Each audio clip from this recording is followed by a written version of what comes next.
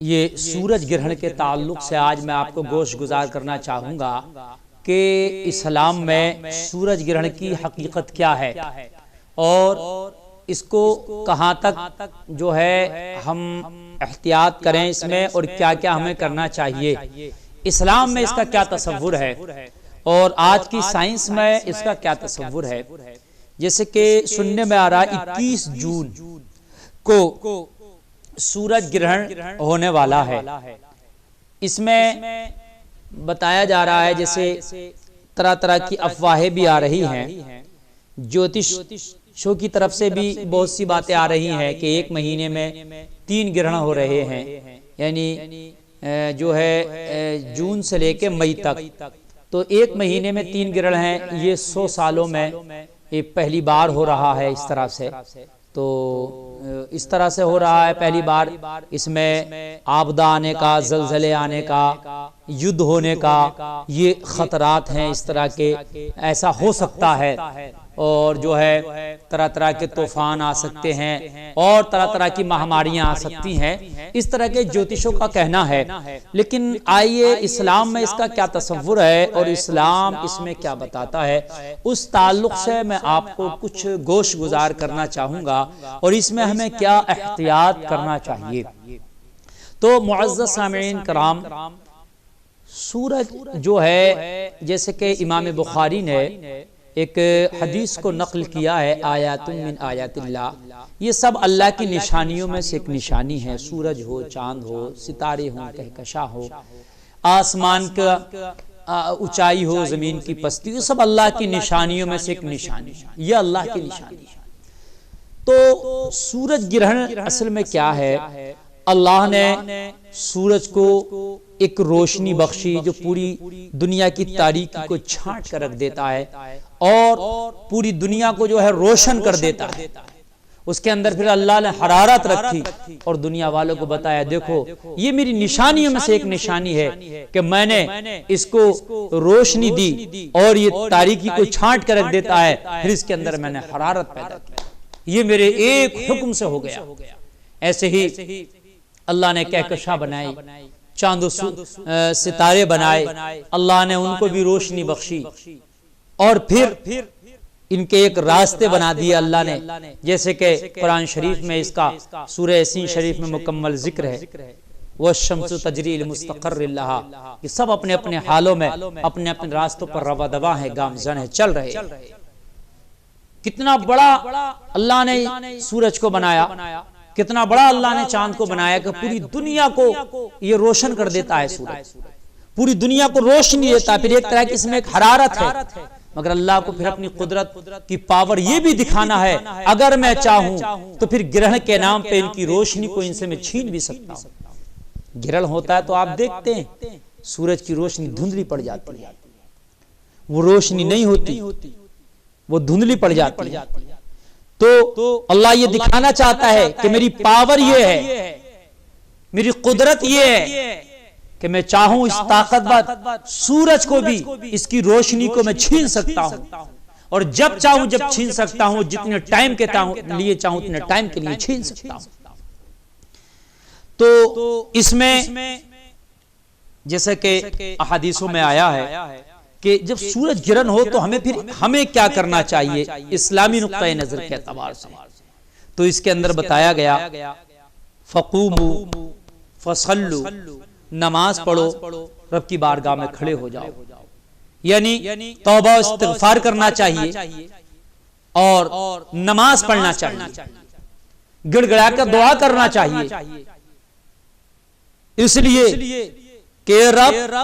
جو تو اتنے پاورفل سورج کی روشنی کو سلب کر سکتا ہے تو ہماری اوقات کیا ہے؟ ہم سے ایک لمحے میں اگر تو چاہے تو ہماری کوئی بھی چیز ہم سے تو لے سکتا ہے، چاہے وہ ہمارے ایمان ہو، ہماری دولت ہو، ہماری جوانی ہو، ہماری زندگی ہو، جو تو چاہے تو ایک لمحے کے اندر اگر اشارہ کر دے تو لے سکتا ہے۔ ڈرنا چاہیے اس رب سے، اس رب کے حضور ہمیں گڑ گڑانا چاہیے، ہمارا یہ کام کرنا چاہیے۔ اس میں کیا کرنا چاہیے؟ اس میں نماز پڑھنا چاہیے، دعا کرنا چاہیے، رب کی بارگاہ میں کھڑے ہو جاؤ،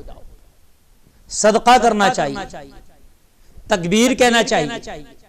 یعنی اذان پڑھیں، صدقہ کریں، غلام آزاد کرائیں، یا نماز پڑھیں یا دعا کریں، اس رب سے ڈرنا چاہیے۔ اب آیا یہ اس میں کئی طرح کی افواہیں بھی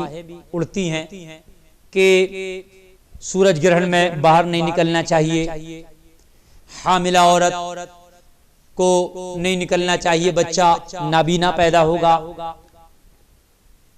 اگر کوئی عورت حمل سے ہے، کوئی جانور حمل سے ہے تو اس کو باہر نہیں نکلنا چاہیے، کوئی عورت کو لوہے کو نہیں چھونا چاہیے، بچہ عیب دار پیدا ہوگا، نقص والا بچہ پیدا ہوگا۔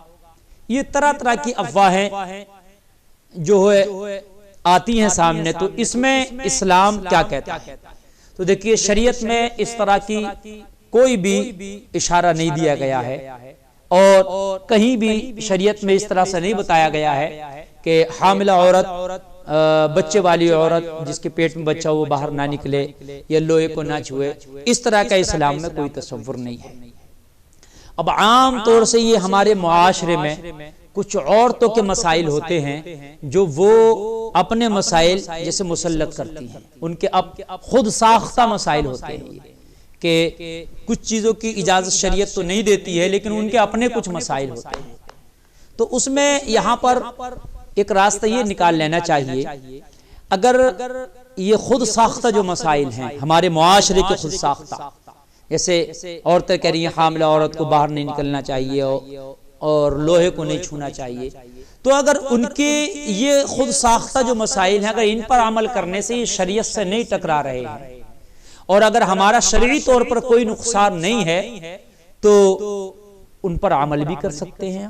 کوئی مذائقہ یا کوئی قباحت نہیں ہے۔ جیسے مثال کے طور پر کوئی یہ کہہ رہا ہے کہ باہر نہیں نکلنا چاہیے سورج گرہن ہو،